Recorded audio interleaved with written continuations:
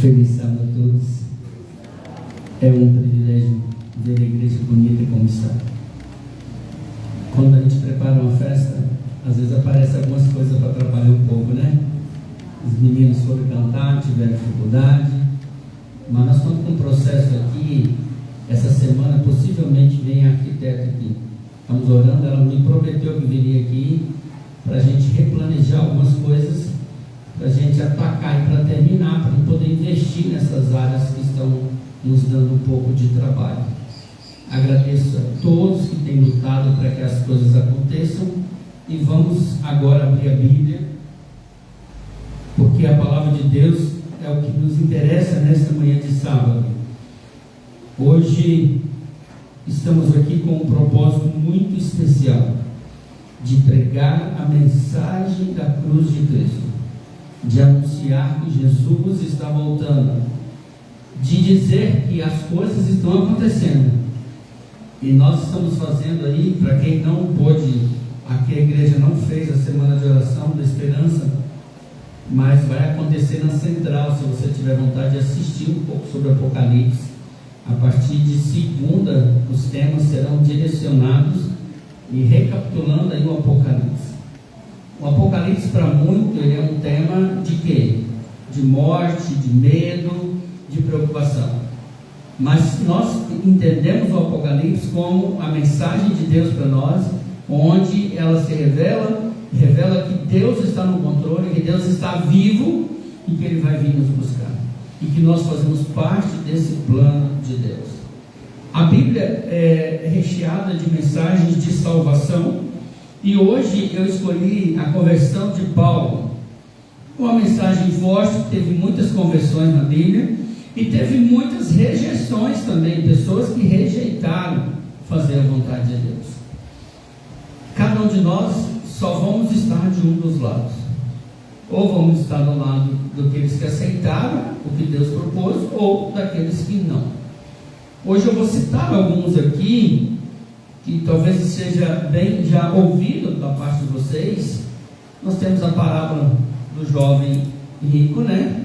O que aconteceu com ele? Ele não sujeitou a vontade de Deus. O apóstolo Saulo, antes de ser Paulo, né? Ele também tinha uma luta muito grande. Então, Deus não desiste das pessoas de maneira tão fácil. E nós, ao estudarmos o texto aqui, a gente vai perceber que Deus fez de tudo para que Saulo fosse convertido, e ele até trocou de nome depois para Paulo, porque Deus tinha um propósito com a vida dele. Às vezes a gente acha assim, não, Paulo ele era predestinado, Deus tinha... Não, ele era muito sábio, Deus...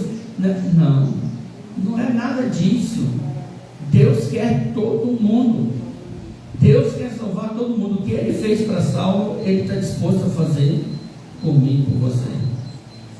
E olha que interessante esse capítulo 9 de Atos, onde a palavra de Deus vai mostrar como Deus agiu na vida desse homem. E talvez alguém aqui hoje já tenha alguma experiência tão forte que Deus também agiu na sua vida. Eu já vi muito aquele ditado: se não for por amor, vai pela dor. Não, eu não creio nisso. E às vezes eles usam até essa expressão por esse texto, né? Deus tornou, ele caiu do cavalo, ficou cego e tal, e Deus... Não é assim. Você sabe que Deus dá o livre-arbítrio. Se Saulo tivesse ido na marra, ele teria saído, porque a vida dele não foi fácil. E a lição de hoje estava falando de Paulo, né?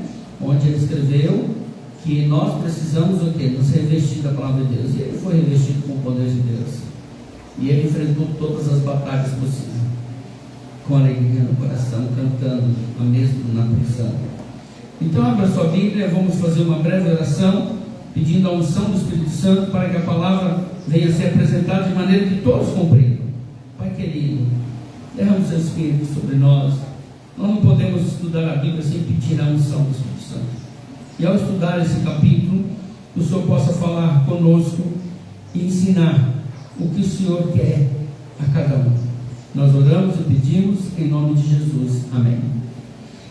Saulo, respirando ainda ameaças à morte contra os discípulos, capítulo 9, de Atos 9:1. Capítulo 9, verso 1 diz assim: Saulo, respirando ainda ameaças e morte contra os discípulos do Senhor, dirigiu-se ao sumo sacerdote. Então ele armou algo contra os discípulos. Olha que momento era esse, sabe? Era um momento onde precisava acontecer alguma coisa, e ele pediu cartas para as sinagogas de Damasco, a fim de que, caso achasse alguns que eram no caminho, assim homens como mulheres levassem presos para Jerusalém. E o verso 3 diz: seguindo ele a estrada fora, e ao aproximar-se de Damasco, subitamente uma luz do céu brilhou ao seu redor, e caindo por terra, ouviu uma voz que lhe dizia: Saulo, Saulo, por que me persegues? E ele perguntou: quem és tu, Senhor? Ele sabia quem era ou não? Se ele dirigiu: quem és tu, Senhor? Ou era o hábito deles, quando ouviu uma voz, replicar? Eu acredito que ele já tinha noção. Eu acredito que ele já conhecia. Mas por ele ter tanto conhecimento e ter tanta convicção pessoal no que ele achava, ele lutava contra Deus. Esse é o caso de muitas pessoas que vivem do humanismo, a convicção pessoal, carregando consigo a sua capacidade de fazer e não a de Deus. Paulo, depois ele diz: não sou mais eu quem vivo, Cristo vive em mim. O verdadeiro cristão, ele adota esse perfil. Ele não confia mais nele, mas no poder de Deus. Agora Saulo, então, perante o Senhor, né? E a resposta foi: eu sou Jesus, a quem tu persegues? Mas a Bíblia ali não apresentou que estavam perseguindo eram os cristãos, não era Jesus.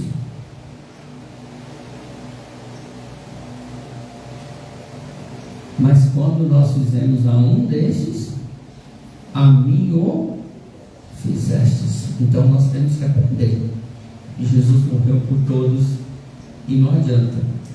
Se mexermos com um dos teus filhos, está mexendo com ele. Então nesta manhã vamos em frente, mas levanta-te e entra na cidade, onde te dirão o que convém fazer. Então Jesus, não perdendo oportunidade, Jesus direciona ele para onde ele deveria ir. Deus não deixa você perdido no caminho, mesmo que você esteja cego. Deus agora fala: Saulo, Deus já tinha certeza da conversão de Saulo? Saulo já tinha se entregado? Não. Mas Deus ainda continua preocupado com Saulo. Vai para tal lugar, Saulo. Vamos te falar o que tem que acontecer? E seus companheiros de viagem pararam emudecidos e ouvindo a voz, não vendo contudo ninguém. Então se levantou Saulo da terra, e abrindo os olhos, nada podia ver, e guiando-o pela mão, levaram-no para Damasco. Esteve 3 dias sem ver, durante os quais nada comeu e nada bebeu. O homem era forte, não é? De opinião. Ele falou assim: peraí, eu preciso entender o que está acontecendo. Ele entendeu que não era comida que ele precisava, ele precisava de algo mais. E a Bíblia nos narra um ponto muito importante, que nós como cristãos precisamos aprender da vida de Ananias. Saulo aqui é o pecador, é aquele que precisa de ajuda, mas ele é inimigo. Mas como a gente vai ajudar o inimigo? Eu vou falar uma coisa para vocês: quem tem cachorro, se ele estiver cheio de espinhos, ele é manso ou é bravo? Mas o que você faz com ele quando ele está cheio de espinho? Você corre o risco de ser mordido pelo cachorro. Por quê? Porque você quer cuidar dele e você ama. E Deus coloca os seus filhos em risco porque Ele ama as pessoas. Se você tiver um boi, se ele estiver ferido, ele também fica bravo. Da mesma maneira, nós como pessoas, se não estivermos bem, também a gente tem atitude que não é legal. Por isso que nós precisamos do cuidado de Deus, porque Ele nos ama, está disposto a se machucar, e Ele se machucou por nós, dando a sua vida na cruz do Calvário.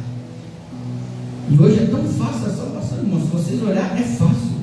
O que Deus pede é que você entregue a sua vida e nasça de novo. Mas a gente arruma tanta desculpa. Parece que é difícil, cara.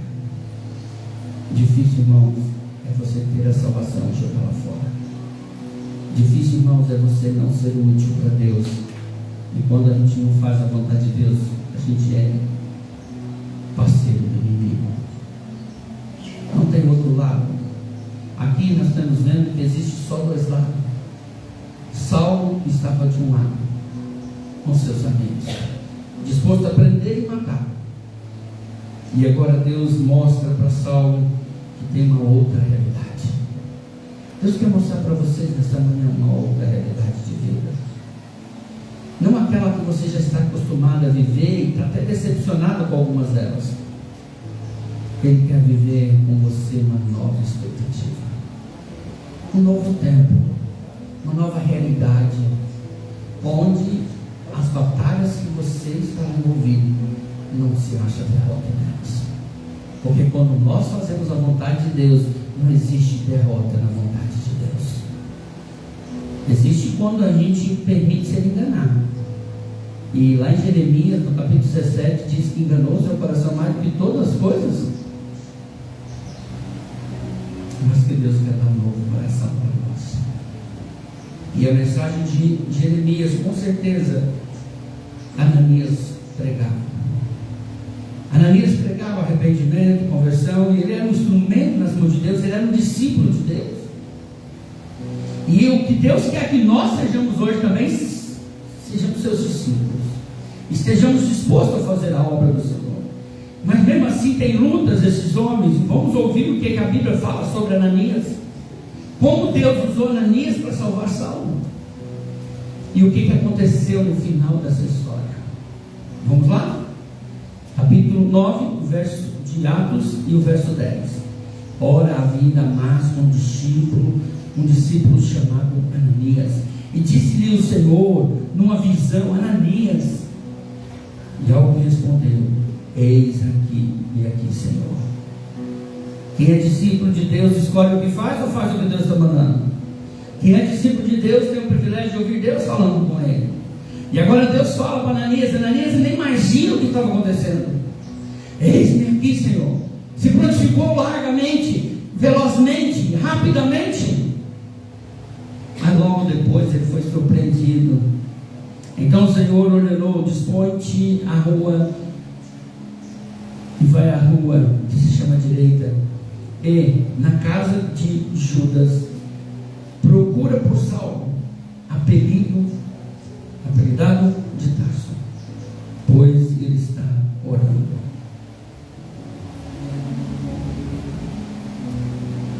E o verso 12 diz assim: e viu entrar um homem chamado Ananias, e impôs-lhe as mãos para que recuperasse a vista.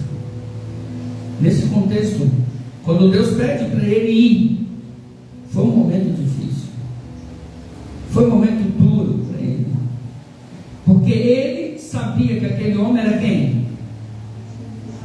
Quem perseguia e quem matava. Ser direto contra o inimigo, e não era um inimigo fraco, era conhecido, era temido. Existem inimigos fortes, mas não existe força maior do que a de Deus. E olha o que a Bíblia fala sobre esse contexto. Por isso que eu falo que as nossas mensagens precisam ser as da Bíblia. Ananias, porém, respondeu: Senhor, de muito tenho ouvido a respeito deste homem.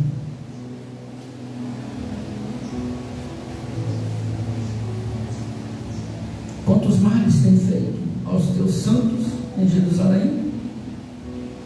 E para que trouxe a autorização dos principais sacerdotes para prender a todos que invocavam o teu nome. Mas o Senhor este é para mim um instrumento escolhido para levar o meu nome perante os gentios e reis, bem como perante os filhos de Israel. No verso 16 diz: pois eu lhes mostrarei quanto te importa sofrer pelo meu nome. Isso é muito forte, é muito importante isso. Então Ananias foi, e entrando na casa, impôs sobre ele as mãos, dizendo: Saulo, irmão, o Senhor me enviou, a saber, o seu próprio Jesus que te apareceu no caminho, e por nome, e por onde vinhas, para que recuperasse as vistas e fique cheio do Espírito Santo. O que Deus falou para Ananias? Tudo o que tinha acontecido. Deus não manda você para a batalha sem ter o que precisa de munição. Deus prepara, e Deus fala, Deus age. Mesmo que nós somos medrosos, mesmo que nós ficamos apreensivos, Deus quer falar conosco e quer nos usar. Aquele que vencia os homens, os cristãos, agora estava na mão de um cristão. E Deus falou com ele, e ele falou a Saulo: para que você saia daqui cheio do Espírito Santo, curado, com vistas. E olha o que o verso diz em seguinte, verso 18: imediatamente lhe caíram dos olhos como umas escamas, e tornou a ver. A seguir levantou e foi batizado, e depois de ter sido alimentado, sentiu-se fortalecido, e então permaneceu em Damasco alguns dias com os discípulos. Se fosse nos dias de hoje, Saulo podia ser batizado? Ele tinha recebido o estudo bíblico? O encontro com Jesus vai além de um estudo bíblico. Decisões são questões pessoais. E quantas vezes nós, como igreja, achamos e queremos colocar regras onde Deus não colocou? Eu só quero que você saiba: se Ananias fosse teimoso, Saulo não seria batizado aquele dia. Mas Ananias não era teimoso, Ananias era servo, era um discípulo de Deus. Deus quer que nós aprendamos com Ananias. Deus quer que nós aprendamos com um homem que se coloca nas mãos de Deus. Eu e você temos as mesmas chances de Ananias. Ou vivemos como Saulo, que Deus também vai fazer de tudo para alcançar. 3 dias depois do encontro com Jesus, Saulo foi batizado. E quando batiza, recebe o quê? O Espírito Santo. Quando há demora nos batismos, pode ter certeza que o inimigo ainda está muito forte. Quando as pessoas começam a jogar e arrumar desculpa para batismo, é porque o inimigo ainda está comandando onde não deveria comandar. Eu quero que vocês saibam: o inimigo não deu a vida para você. Você sabe quem está te dando a vida hoje ainda? Quem dá a vida por você? Quem está disposto a colocar um dos seus filhos para salvá-lo? É Jesus Cristo. Só há salvação em Cristo Jesus. Jesus disse: em mim nada podeis fazer. E quando a gente olha a história de Saulo, a gente pensa que Saulo começou tudo certo, né? Parece que a história de Saulo era a história mais perfeita do mundo. Amigo, a história de Saulo é como a minha e como a sua, que já passou por todas e qualquer situação.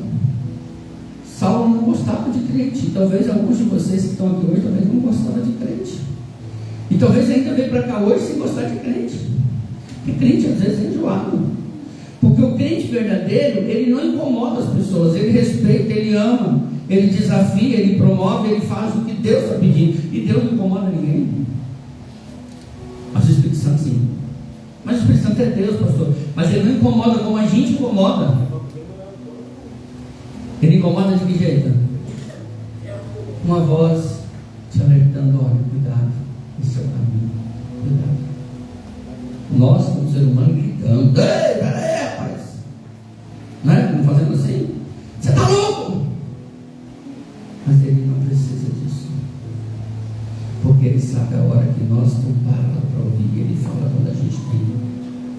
Ele é educado, Ele é respeitoso. E esse Espírito Santo que tem chamado, que chamou Ananias, que levou Ananias até Saulo, ele tem trabalhado até hoje, mas ele vai se retirar da terra muito em breve. Eu me preocupo porque ninguém vai perceber o dia que ele vai se retirar da terra, mas vai sentir. Mas como assim, pastor, não vai perceber? Porque não está marcado. E talvez você está fazendo tantas coisas que você não percebe, mas ele já foi. E a conversão só acontece, irmãos, quando o Espírito Santo estiver agindo ainda. E o grupo de salvos vão ser protegidos, porque não vai sofrer dano algum, mas os perdidos já vão começar a descobrir que estão perdidos. Não deixe para depois a sua decisão. Hoje eu tenho alegria no meu coração de te chamar aqui à frente o irmão Carlos. Irmão Carlos, você pode vir aqui à frente. Irmão Carlos, há quase 3 anos, tem frequentado aqui com a gente. Saulo foi 3 dias só, mas o irmão Carlos passou um tempo, porque, sobe aqui, o irmão Carlos tem luta como você também, trabalho, família, e hoje ele está aqui. Hoje ele está cumprindo a vontade, hoje ele está exercendo justiça, hoje ele está dizendo para o céu: eis-me aqui, Senhor. E eu falo, de agora em diante, Deus vai cuidar dos seus negócios. Deus vai cuidar, porque você vai cuidar das coisas de Deus. Certo? Hoje nós estamos com a família dele aqui, filha, né? Deus seja louvado. O filho Eduardo. A gente tem orado por ele. Está com a sua esposa, Eduardo, amiga. Deus seja louvado. Jesus não quer voltar, irmãos, mas a Bíblia diz que Jesus não voltou ainda, porque Ele não é para conosco. Se você tem vontade de salvar, esse mês é o mês dos batismos. A gente está fazendo muito batismo por aí. Eu vou terminar sábado à noite lá em Palmito com 5 batismos, sábado à tarde com 3 em Barra Seca, hoje à tarde 2 em Juncado. Estou marcando uma data para mim fazer um lá em Chumbado. Amanhã vai ter batismo na Central. No sábado que vem de manhã vai ter batismo na Central. Sexta-feira que vem à noite vai ter batismo no Salvador. Muitos batismos. Ainda acho data para batizar mais alguns. Estou trabalhando para isso. Mas eu não queria que esse ano terminasse. Eu não gostaria que esses dias fossem dias perdidos nossos. Porque o tempo que Saulo andou para o outro lado foi tempo perdido. Mas o tempo que a Bíblia e que a história relata como importante foi o tempo que ele andou com Deus. E Saulo foi um grande mártir que cumpriu com o propósito de Deus. Ele descobriu que ao lado do maligno há muita vingança, muito ódio, mas ao lado de Deus há amor e esperança.